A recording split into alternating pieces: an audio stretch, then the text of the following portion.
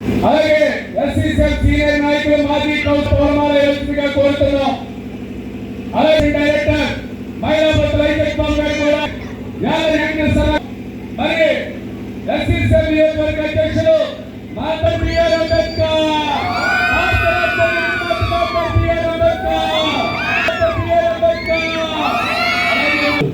భారత రాజ్యాంగ నిర్మాత డాక్టర్ బిఆర్ అంబేద్కర్ గారి 135వ జయంతి సందర్భంగా ఈ యొక్క వారికి ఘనమైన నివాళులు అర్పించడం జరిగింది.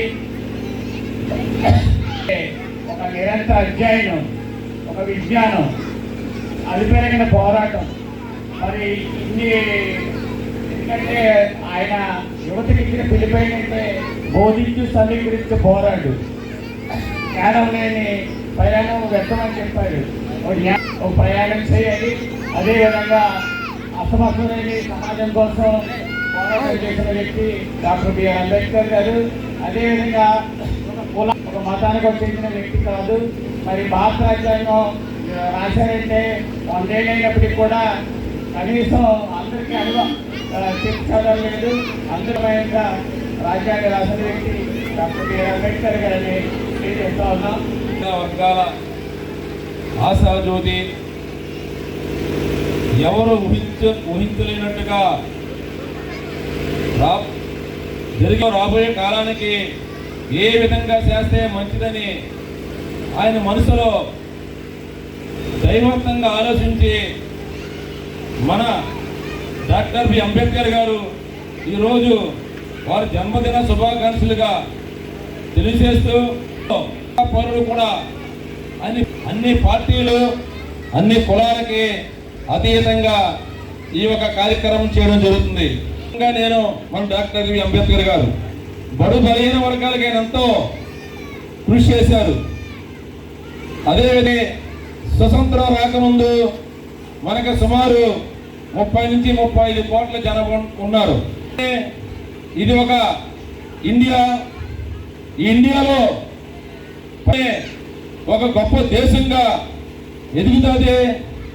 దానికి ఏ విధంగా మన కార్యం బాగుంటుందని పెద్దలు ఆలోచన చేసి మూలంగా అంబేద్కర్ గారు ఈరోజు మనం సుమారు 140 కోట్ల మంది అయినా సరే ఏ ఒక్కరికి ఇబ్బంది లేకుండా కార్యక్రమాలు అన్ని విధాలుగా రాజ్యాంగంలో ప్రతి ఒక్కరికి సమాన హక్కుగా ఉన్నామంటే కేవలం ఆ రోజున అతను చేసిన గొప్ప ఆలోచనలని ఆ రోజున వారు రోడ్డు మీద నుంచి ఎంత అన్నం మాకు దాహం అవుతుంది, అదిగో ఆ గుంటలో నీళ్ళు తాగని చెప్పారు.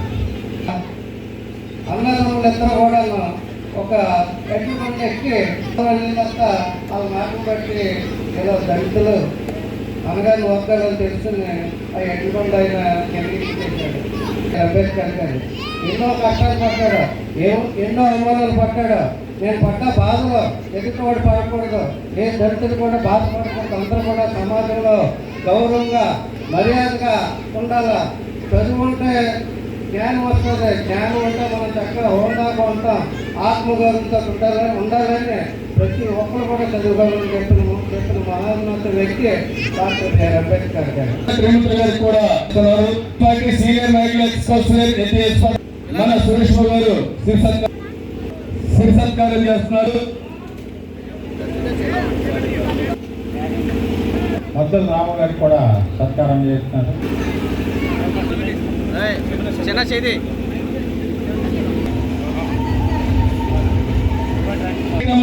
చేసుకుంటున్న విషయం ఒకటే, అంబేద్కర్ 135వ జయంతి ఎంత ఘనంగా నిర్వర్తించుకుంటున్నామంటే అంబేద్కర్ ఒక సూచనలు. మరి జన్మనిచ్చిన తల్లిదండ్రులు ఎంత గొప్ప. ఈ రోజున మనకి డాక్టర్ బిఆర్ అంబేద్కర్ గారు కూడా అంత గొప్ప.